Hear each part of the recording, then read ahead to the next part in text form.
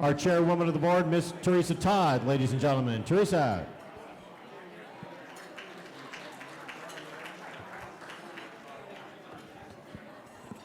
Thank you. I want to get started with our program because we have a lot of good information from good people to listen to. Complete bios are in your folders, but I want to just give you a little brief synopsis of who our speakers are today. The first is Captain Robert Lewis. He's a 34-year veteran of the Los Angeles County Sheriff's Department, promoted to the rank of captain and assigned to the Santa Cruz Valley Sheriff's Station in April 2017. He began his career with the Sheriff's Department in 1985 as a community service officer at the Santa Cruz Station. Upon graduation from the Sheriff's Training Academy, he was assigned to the Pitchers Detention Center.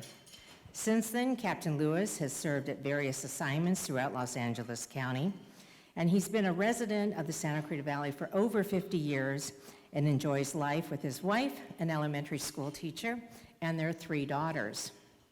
Also joining us today will be Lieutenant John Lecrivain. Yes? Who is in his 25th year of service with the Los Angeles County Sheriff's Department. During his career, he has worked many assignments throughout the county before transferring to the Santa Cruz Valley Station, which, by the way, this happens to be his hometown. He brings field experience in the areas of prison and street gangs, small team high impact policing, community-oriented policing services, counterfeit and intellectual property enforcement, and infrastructure protection. Lieutenant Lecrivain is a 47-year resident of the Santa Cruz Valley. And not to be outdone with terms of residency, I'd like to introduce Gloria Mercado-Fortine, who was raised in the Santa Cruz Valley, although we don't have a number, so 50 might still hold, Captain, I don't know. Gloria is CEO, President of Global Education Solutions, an educational leadership consultancy that works with school organizations undertaking leadership and cultural transformations.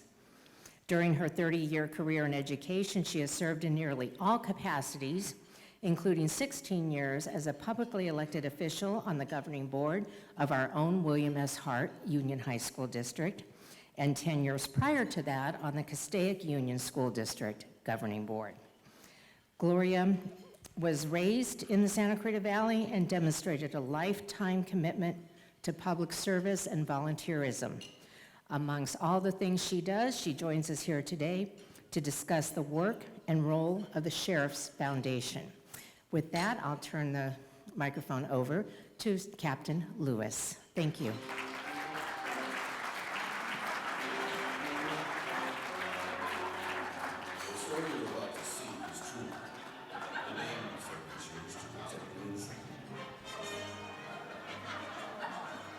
Only Ed Masterson, my good friend Ed Masterson. Good afternoon, everyone, and thank you for being here. I'll start off by saying I see some empty seats, so for those of your friends or those from the group who could not be here today, please tell them that they're going to miss something very good. We put some stuff together for you here today, and I'm not one who stands at the podium to talk, so I'm going to kind of move around. So I'll start off with, this is a powerful group in the city of Santa Cruz. A lot of us have been entrenched here over the years, from those of us that lived here for a long time and those of us that have been in business. So I'll digress a little bit back to 2000. In 2000, I was fortunate to be able to be married to my wife. Beautiful woman, she takes good care of me. I try to do the same. Sometimes she says no, but it is what it is. But in actuality, back in 2000, George from J&M was actually the one who conducted the entertainment at my wedding, made me dress up in some funky clothes, do the funky chicken, and a bunch of other things. So thank you, George, for that. I'm still married because of you, so that's good. But that's where it brings it full circle, because as the Valencia Industrial Association, it not only goes across the board of what we do in the county and the city, but it goes across to what we do in the school districts, to what we're doing in our businesses and government, et cetera. So this is a very powerful group, and being able to speak to you and be able to present to you is a great thing. I'll start off with what I always start every meeting. At the end of this, when you applaud, know that your applause will go to the staff that works with me. We don't work for each other. They don't work for me. We work together as a team, and that's what we've established over the course of the years. Your applause really should go to them. Greet them in the community, the deputies, the lieutenants, the sergeants. Acknowledge them for what they do, because they're truly passionate, and that's what we've developed and created as a team. I'm truly blessed to be here as a 54-year resident now of the Santa Cruz Valley. Moving forward, that I am here to serve the community. I am a servant leader when it comes to my troops, and that's what I teach them to be to the public, is they are servant leaders to the community in return for what we provide for them as supervision as an executive staff.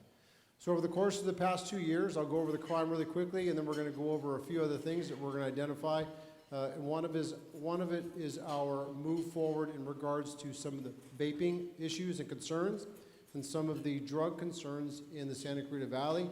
My concerns as the captain, and myself with Lieutenant Lecrivain as my second in charge and second in command.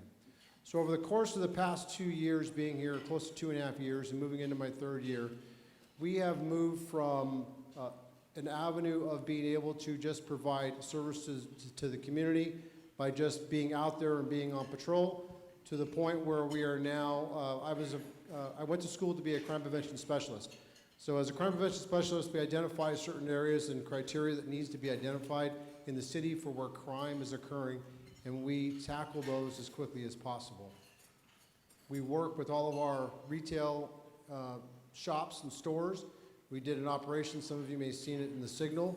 Richard Rubin's been a great support for us from the Signal in regards to getting the stories out for us, where we ran a operation at Walmart in the center of the city, and we were able to arrest and watch 4 people that were committing theft out of the Walmart, as well as we arrested several individuals in the parking lot for warrants and or narcotics that they possessed in the parking lot.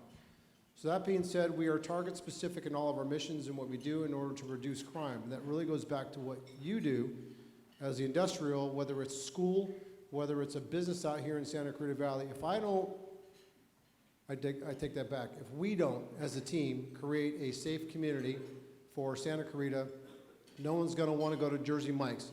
No one's going to want to come out to Santa Cruz to go to the schools. No one's going to want to come out to go to your businesses. No one's going to want to buy homes here because it's not a safe place. So tying it all together in the three-pronged approach for me, and we always talk about three-pronged approach, and Detective Bellick will talk about it in a few minutes. The three-pronged approach for me is threefold, with the deputies doing the enforcement out there and being eyes and ears out there. The second is going to be the public and the community and what you do in order to get us the information as quickly as possible. And the third is how I reach out to the community in the media, social media, and through your businesses.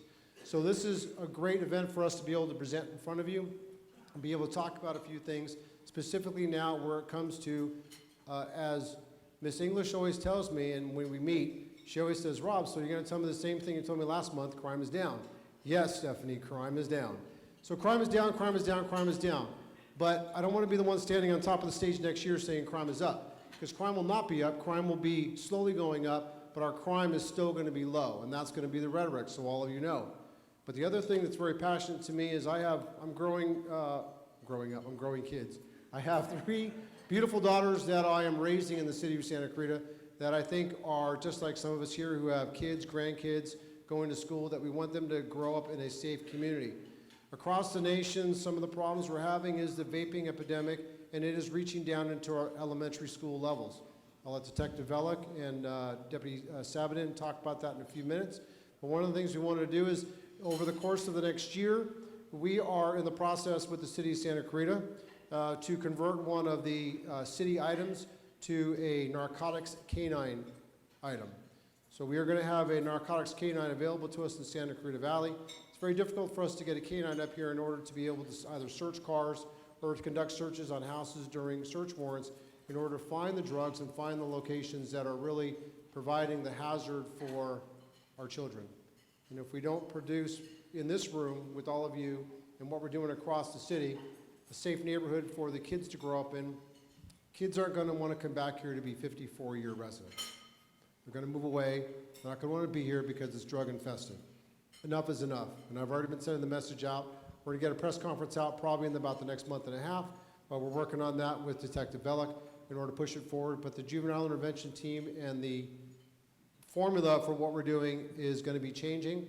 And we'll be getting that out, like I said, in a press conference probably in the next 30 to 40 days. So with that, I'm going to introduce someone really quick, and he's going to run a demonstration for us. So Detective Hoslett, Jeff Hoslett, who'll be coming in here in a minute. Jeff and I have been friends for a long time.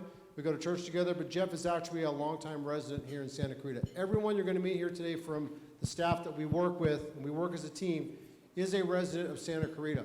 We're passionate about what we do. So I'm going to introduce Jeff. Jeff is a longtime detective with narcotics. He is a narcotics canine detection officer, and he has his partner. So I'll let Jeff introduce himself, talk a little bit about what he does, about his partner, give his partner's name, and then he's going to run a demonstration for you, and then we'll move from there. Hold on.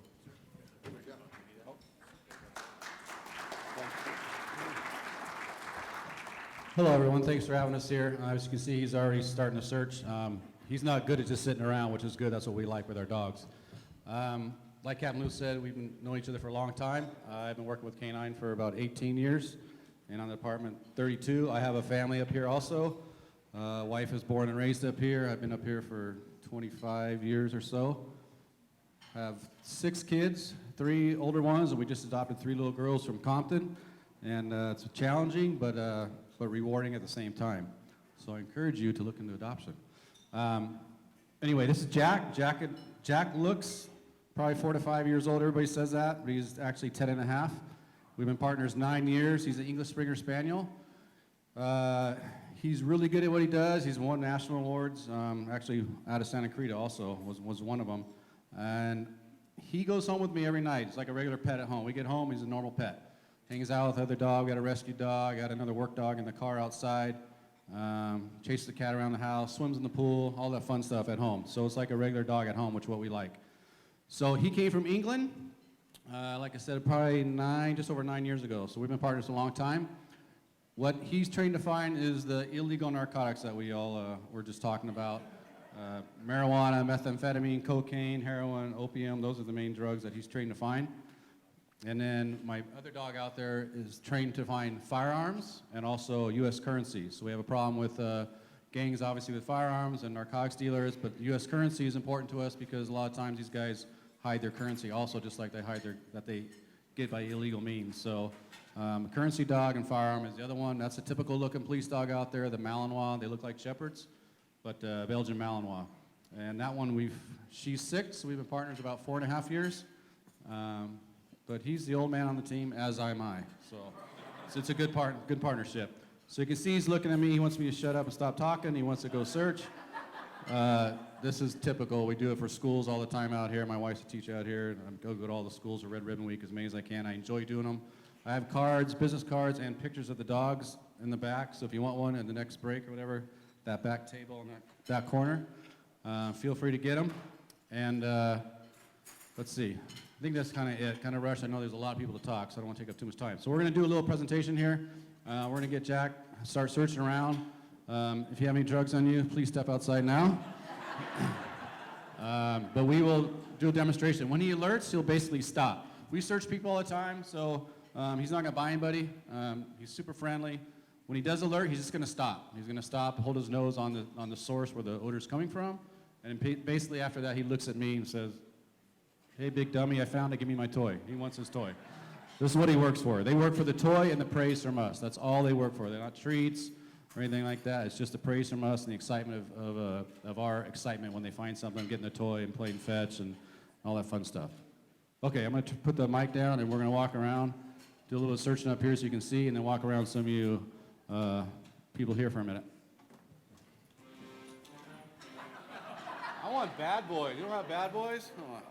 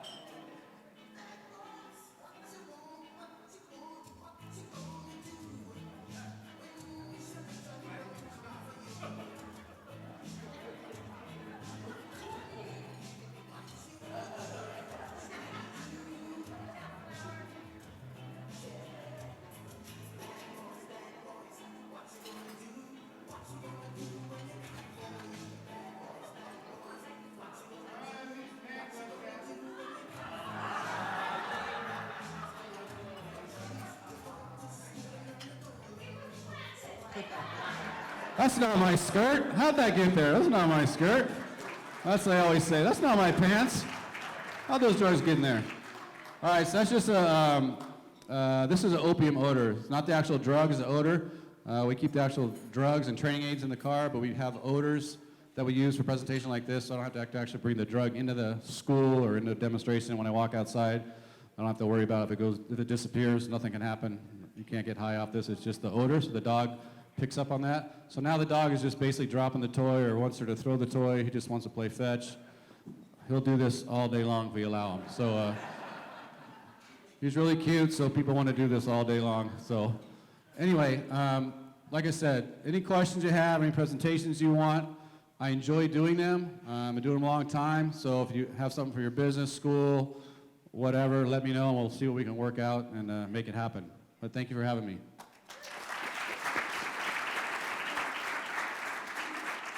Okay, so, it was good to have Jeff out here. Like I said, we've been friends for a long time, but Jeff has been a long-time resident. His wife is a teacher out here as well, like mine is. So it's all kind of in the family, and that's what we've been trying to entice a lot of deputies to come here, be passionate about what they do in order to lower the crime. Part of it is narcotics enforcement that we're doing, but we're slowly moving into what we conducted a parent symposium about a month ago with the city of Santa Clarita in regards to vaping. It was over at City Hall. So moving forward, you all have seen in the news over the course of the past month the significant hit that we are taking nationwide when it comes to vaping.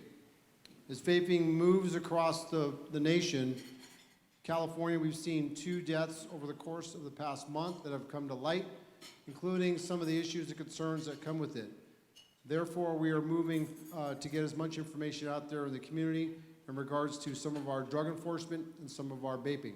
So with the juvenile intervention team, we are now increasing the team, moving forward with adding another detective and another team for takedown for officer safety and for conducting traffic stops. So you're going to see them out there a little bit more, conducting more enforcement. And we're going to get it out, like I said, the next 40 days. But I want to introduce Detective Velick and Deputy Sabadin. Both of you come up. So Detective Velick, I'll let him talk a little bit about what he does and what he's been doing since 2011. He's been a long-time resident out here as well. He's also married to a school teacher out here. So She's a see the pattern? See the pattern? So Detective Velick will talk a little bit about what he does in regards to detective and his investigations. And then we are fortunate to be able to have Deputy Sabadin here, who is an intervention specialist. He works on the intervention side. So the biggest thing you need to know is that we cannot arrest everybody and put them in jail, and we cannot keep them. But what do we do in order to get them rehabilitation? I'll let them talk a little bit about it. So, Detective Velick. Thank you, sir. Sorry, but my wife's a principal now. No, we got to give her credit. Like Captain said, I grew up in Santa Clarita. I've been out here for 40 years now. Went to school in Castaic, graduated from Saugus, went to COC. came back here after all that and raised my family out here. So just like Kevin says, everybody on our team, we seem to have passion for our community because we've all been out here and we've raised our families out here. And this is where we want to make things safe. With the juvenile intervention team, we started in 2011 in response to the growing epidemic of opioids throughout the country. Santa Clarita is no different than any other community across the country. Oftentimes when we were talking about it, especially in the early years of the juvenile intervention team, we would talk about our opiate problem. We would talk candidly about it and openly. Where other communities were trying to hide it, our city never tried to do that. City council always encouraged me to talk to the community about what problems we're seeing and address it head on, not trying to hide anything and address the issue. So sometimes in the media we got a little bit of bad press saying, oh, Santa Clarita has an epidemic. We have the same epidemic that the rest of the country has. It's happening across the country. Deaths are happening everywhere. We started off with just trying to follow the heroin. That seemed to be the biggest problem at the time that we really were focusing on. We've moved that into the drug education with our kids, which is probably the biggest portion of what we do with what the Kevin referred to our three-pronged approach. Education, intervention, and enforcement. I work on both the education and the enforcement side. And with the education, educating families. It's the biggest piece that I do is educating parents. If our parents don't have the information about what our kids are being exposed to, they can't properly parent their children. So I spend a lot of my time taking these cases that you see out to different schools, PTA meetings, PAC meetings. Travis and I were out at a church last night. Any group that will have us come out and talk to them, we will come and talk. Our big piece is teach the parents, teach the adults in our community so they can then teach the children. We don't have the time, just the two of us, to teach the 20-some thousand kids that are in the Hart School District. We can't do it alone. So if we teach all the other adults and we use them as a force multiplier, we get that information out. So that's what we spend a lot of our time doing. In addition, we work with the narcotics team. We do the help with the investigations, do search warrants. And then when it comes to the overdose deaths, I go out, I respond to every single one of them we have in this valley. I show up on scene and I assist with the investigation any way possible. If we can identify where the drugs came from, we push that case as far as we can, whether it's local prosecution, with state charges. I've been working with the DEA and doing a few cases that we're trying to do some federal charges on to see if we can get some of these drug dealers off of the streets. So that's what I do. My partner Travis does the middle portion. He does the interventions, which really fills his time up, and I'll let him talk about all the intervention stuff he does once we identify somebody that's using it.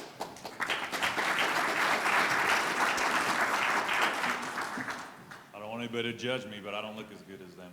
I got the good looking stuff on, right? So my job on the J-Team as intervention specialist is I deal with, out of the three prongs, I deal with the two prongs. I deal with the intervention and education side.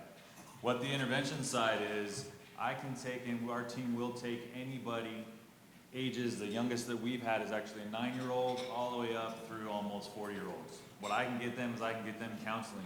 I can get them IOP opportunities. I can get them any type of rehab all the way up to, we have actually helped move 2 families out of the city to another state just to get them residential treatment so they will actually stay there. We go through in the high schools, we go through the junior highs. Yes, we are down in the elementary schools. When we talk about the education we're finding in elementary schools, you think, oh, they're too young. We will set up these tables, we'll have conversations with whoever will have them. 9 times out of 10, you get parents as they're walking by these tables, they'll grab their kids' heads, turn them, and say, oh, you don't want to look at that. Nope, we're not ready for that. That's the problem we run into when we're trying to educate the parents. Hey, if they're not going to get it from us, this information, guess who they're going to get it to? They're going to get it from friends. They're going to get it from somebody else, and they're going to get educated wrong.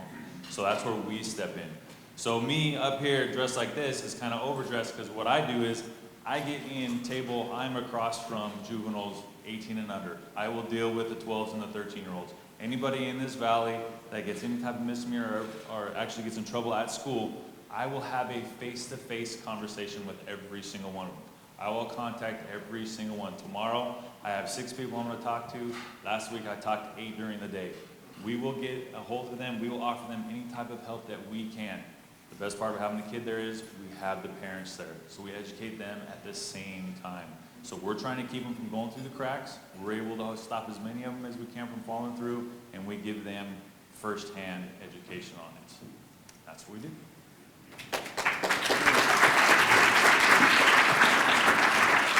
Thank you, Travis. So we're also expanding by another intervention specialist. It's a retired deputy from the department. He's actually a retired narcotics detective. It'll be coming on sometime in the next few months. We're very passionate about what we're doing in regards to our drug enforcement moving forward. There's a lot of key things that we do. Just so you know, what we're giving you here today is about a 10% snapshot of what we do at the sheriff's station, just 10%. There's a lot of other things such as traffic enforcement. There are other crimes that are occurring out there. This is a snapshot. So I really ask you to invest your time to get to know what we do at the station and what we do at various venues. Ask us, we'll come along, we'll explain everything we do, we'll bring other avenues, we have off-road enforcement, et cetera. But as we move forward over the course of the next couple of years, we have great support from the county and from the city, who have been great in supporting us in regards to getting the new station up and running. So I was fortunate when I first came here 2.5 years ago, there were two people that I asked for to become my second in charge. The first that came in, there were two people I asked for, was John Lecrivain and Justin Diaz. I had Justin Diaz for a little over 2 years. I was fortunate, as Justin Diaz is moving on to a different position, that John Lecrivain, I was able to snag him and entice him to come to the station. He's never worked here before, but I kind of talked him into it. And I want to introduce him, have him come up and talk a little bit about himself real quick, besides what Teresa talked about, and then show an overview. I think it's about a 1.5-minute video of the new station. So John will talk about the new station progressively moving forward and where we're at, just really quick, and we'll go from there. But John Lecrivain. His wife is not a teacher. I am not married to a teacher. I'm married to the department. My wife is a captain for the sheriff's department. She's not. You guys can hear me, right? Yeah. I've been on the department for 25 years, like you heard earlier. I've lived here since I was 1. I've seen all the same changes that those of you who are my age. Some of you have seen more changes. I like it. I found my wife into living here when we got married. I rescued her from down south and brought her up here.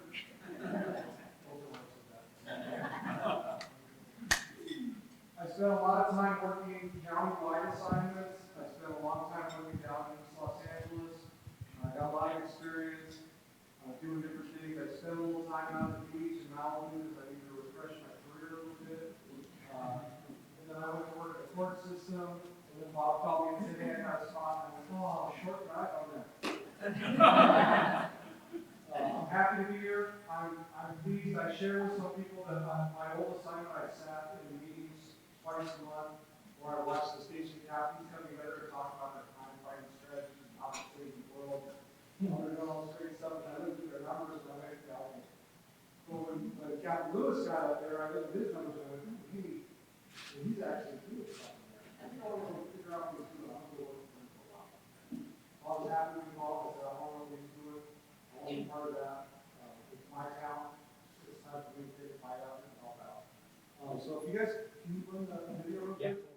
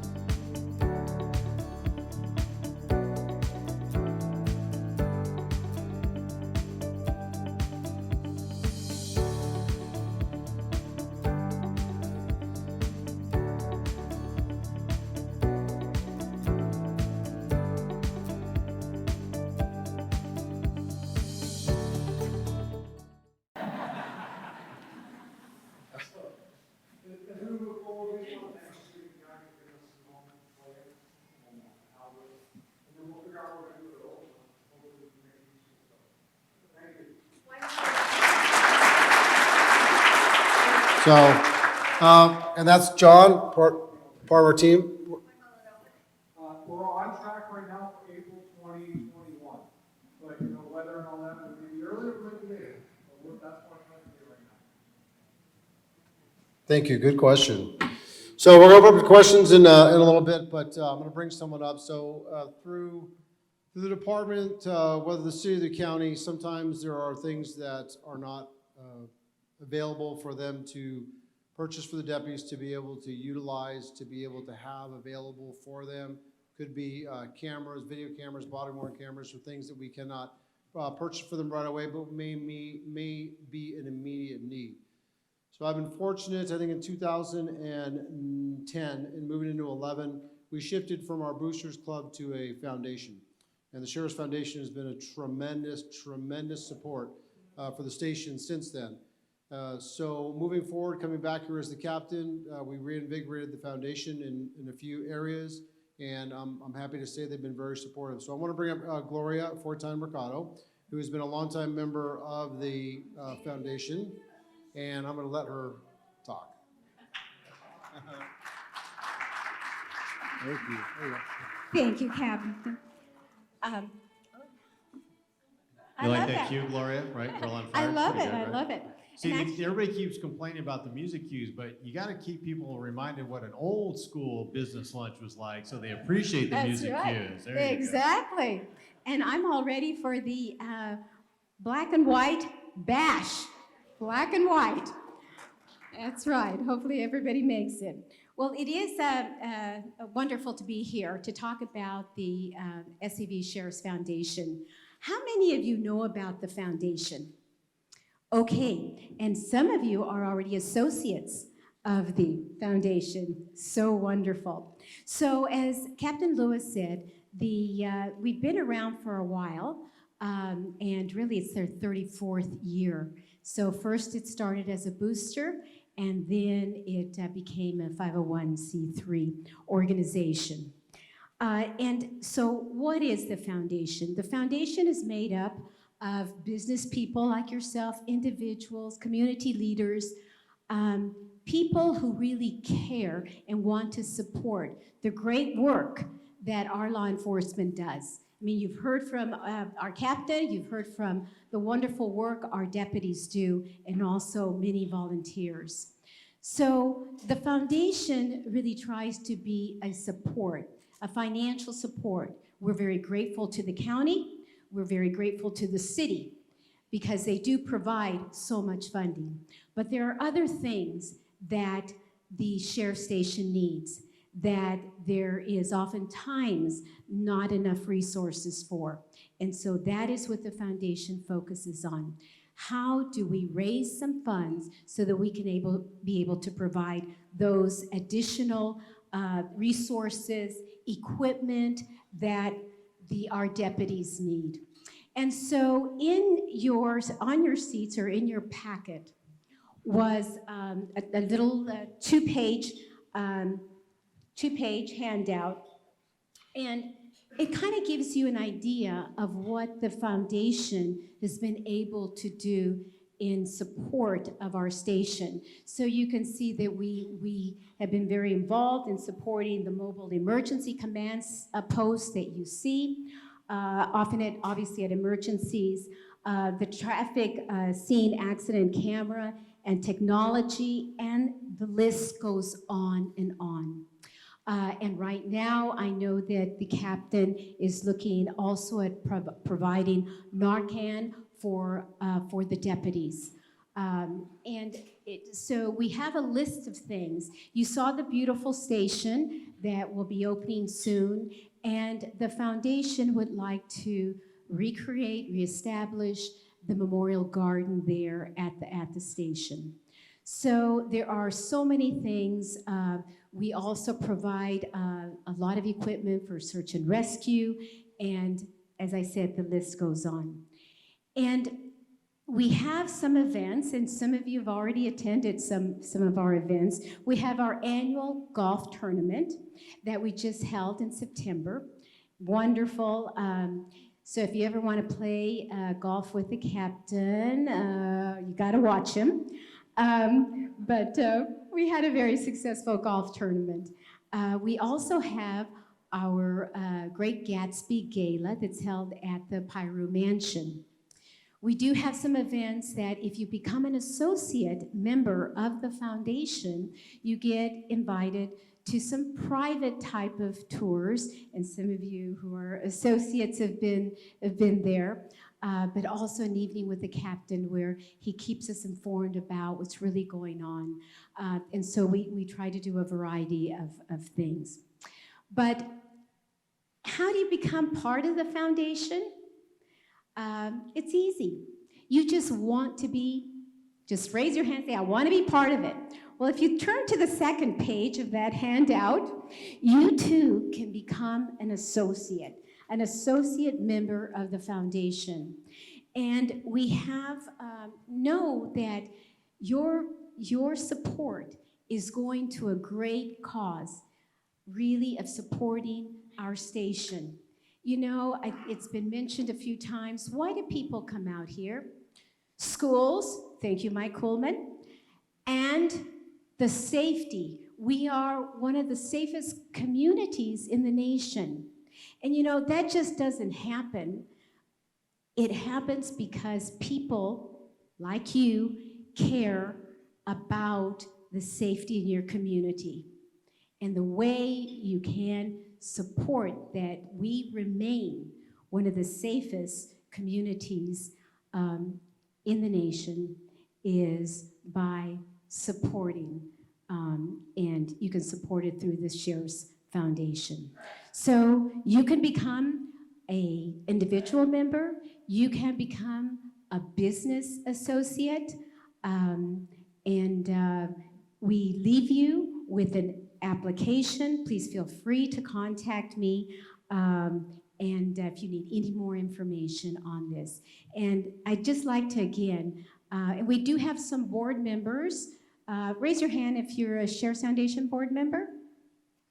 Thank you, Mr. Fortine. Raise your hand. Raise your hand if you are an associate member. Raise your hand proudly, and we thank you very much for supporting us. Again, I can't say enough for our captain, our deputies, because they do a phenomenal job. Thank you. And Gloria is going to be moving into becoming the president of the foundation she'll start her term this upcoming year, January. So with that, I want to be able to open up to some questions. We're all available to answer any questions. We have microphones, so does anyone have any questions for what we're doing out here for drug intervention? Some of the aspects we're doing in regards to utilizing canine, et cetera. Stevie Ulios, Jersey Mike Subs. Captain, if I could ask a question about counterfeit money. It is something that we deal with in business. And the challenge is that we're not dealing with $100 bills sometimes, we're dealing with 20s. Correct. And who checks 20s? You know, I mean, it's just, you don't have time to do all of that.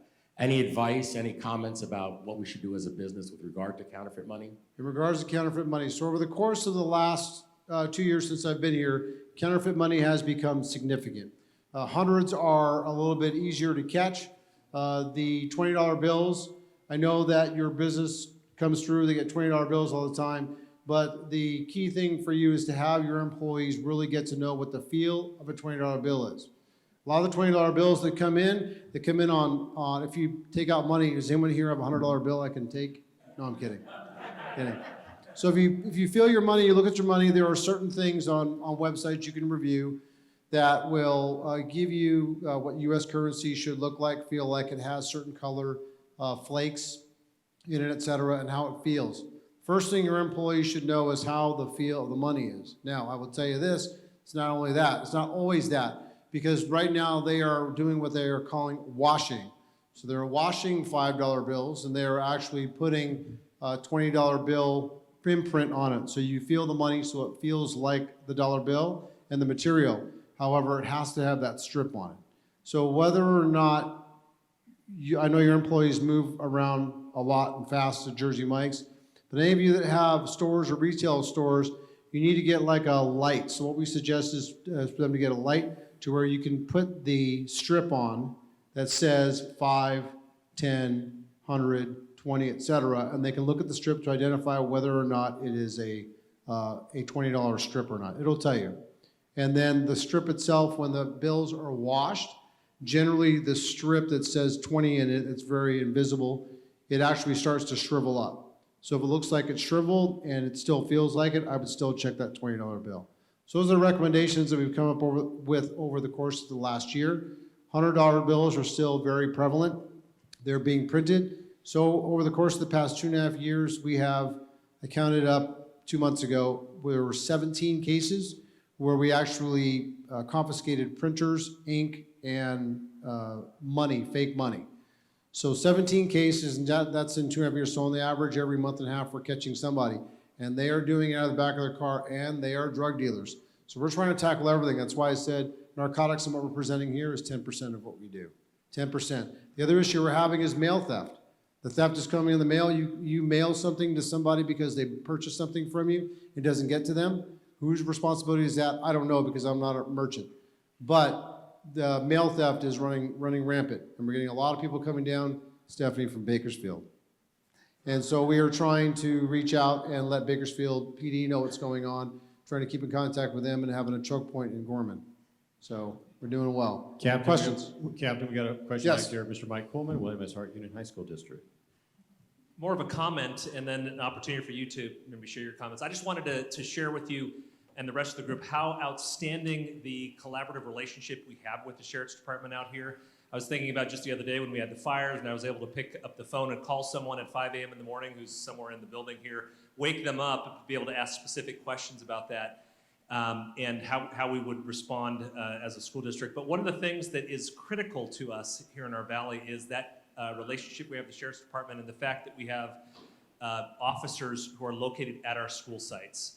And at those school sites, it's much more of a proactive stance, building relationships with students, a positive connection with kids. And I know that we have the city of Santa Clarita to thank for that. But I also know that it's coming up, there's going to be a question about, I believe the county is determining whether that will continue in the schools.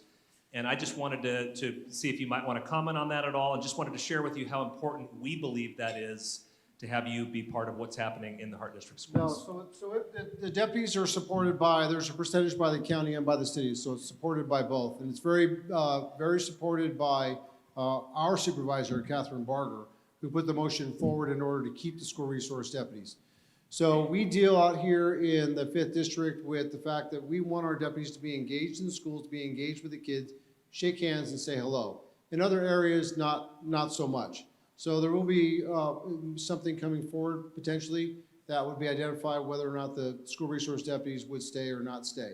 We are passionate about it here in Santa Clarita. We're very much supported by the district in order to, the 5th District, to get everything pushed forward. Been working with Catherine in her office in order to make sure that we have all the information that she and Stephanie need to show what it does here in Santa Clarita. It is beneficial for us to be able to be on campus. So if you hear something over the course of the next couple of months or see something in the paper, make sure you support what we're doing in the community. We're really doing some outreach. Mayor, I'll get to you in 1 second. Marsha Bush had a quick question. Marsha? I just was wondering about vaping. How are we doing here as compared to nationwide? Me and my vaping expert, Detective Velick. For the vaping nationwide, we don't really have much stats as far as enforcement on the vaping. The vaping issue with the illnesses, the severe lung diseases, the deaths, we haven't had a lot of stats locally for deaths. I don't know of any that we've had. And we have had some children go to the hospital for vaping THC. And what exactly is causing them to go to the hospital, whether it's an overdose on the THC or the carrier chemical that's in the product. And the CDC doesn't even know yet. So we don't know where we're at with that. As far as enforcement on keeping the vapes from our children, we run into a couple of problems. One, when we change the laws, and I say we, the state of California, change the laws to age 21 for you can't sell tobacco products, which electronic cigarettes now include, to anyone under the age of 21 unless they're active duty military. We took away the illegal possession by a minor. So for law enforcement, if I see a 12-year-old smoking a cigarette on the street, I have no legal authority to do anything. We removed that from the law. So we're trying to get that back in. So there are some initiatives to get that back in. If you see those things, support them. We need to be able to contact the children. If we can't contact them on the street for having these products, we have a hard time working backwards. We do have vape shops in the community that we've identified that sell to minors. We've set up on them. We've done operations. We actually have one guy in court today. The issue with those laws is it's a very minor penalty. The penalty for selling to a minor is a $250 citation. Again, we're addressing those issues. We've brought it up to those that can make changes with the law. We're trying to get that stuff changed so that we can have more teeth in it. When that law was originally done, just the foresight of what was going to happen, unfortunately, we didn't know what the outcome was going to be.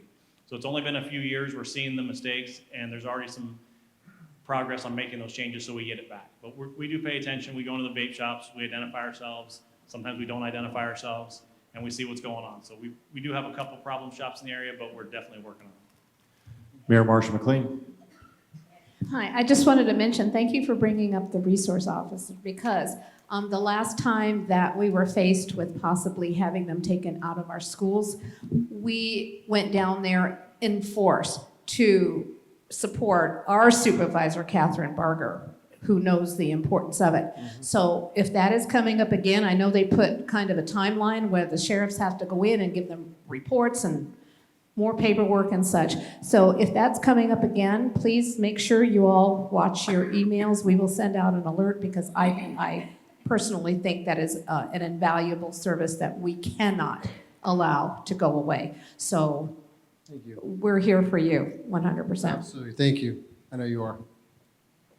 All right, moving over here to LBW Insurance in the Go middle of the on. room. One last question. Here you go. Close up. Could be a tricky one. Well, hopefully not too tricky. Narcotics is the question, basically. My daughter's just started junior high, as well as my son's in high school, so both schools out here locally.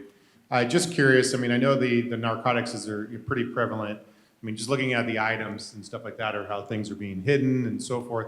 But internet, I mean, cyber, is there communication directly to some of these, I guess, the drug folks that are coming in, and how they're communicating, and are we tracking that down, using that as well as tools to try to go back after them or so forth?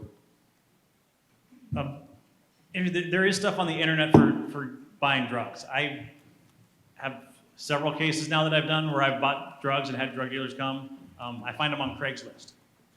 They advertise it. If you know how to read the ads, you can find drugs on Craigslist, or OfferUp, I think is another one where I've actually had a heroin dealer locally that was selling on OfferUp. He won't come meet me. He's figured out who I am. So I have to develop a new persona. But we do find that. And that's when we talk to parents at a lot of the PAC meetings and the PTA stuff, is monitoring social media. For teaching our kids, especially the young ones like that, being proactive parents and being after their social media, knowing what it is they're looking at. With a lot of our drug education stuff, we constantly come back to that. What are our kids doing? How are they meeting these people? Who are they communicating with? In our day growing up, mom and dad were the last person we talked to every day. They're first and last person. Now the first and last person they talk to is someone on the other end of the device that we don't know who they are. So a big part of that is trying to get parents to understand that, because it wasn't something that our generation was exposed to. And now our kids are exposed to it, and they're exposed to it on the regular. If we find out about it, we get after it. The cases that I've done, people have shown me where it's at. So we do get some of it from the community. They'll tell us what to look for, where stuff's at. But now we're being pretty proactive with finding it and just going after them on our own. I've had some now that refuse to drive out here, because they're the ones that I've had, most of them drive from down south. I had one a couple weeks ago, drove up from Long Beach to sell me pills. It's a long drive, but he was willing to make the trip because I offered him a lot of money. But he ended up in our jail. So we're trying to get that message out so that people are seeing it. And when we do that, we start to get a harder time getting them to come up here then, because the drug dealers talk. That's how some of them figured out who I am, and I have to create new online personas, get my fake Instagram and whatnot. Always fun. So I hope that answers the question. Okay, we have time for one last question. Anybody? One last question. One last? One last. All right, how about a very nice round of applause, Captain Robert Lewis and his team? Let me close up. Let me close up real quick. So I'm gonna close. So your applause goes to everybody that's out there who's working. It doesn't go for me. So I would tell you, over the course of the past couple of years, we have been very blessed with our government, both in the county and the city, support us, as well as some of our legislators. Ms. Huff has always been here to support us. But I will tell you, when it comes to the businesses, we can't do it without you getting the voice out. I saw the hands going up of all of you going to the event this weekend and going to the event here and going to the event there. I can't be at every event. We can't be at every event. There's so many things that we do that we need you to be the voice to get out there. If they want to invite us, or if you want to invite us to events to be able to do presentations, it's absolutely fine. Not everyone wants to hear about law enforcement all the time. But if you don't have the voice out there to tell people what's going on, then we are going to lose the fight.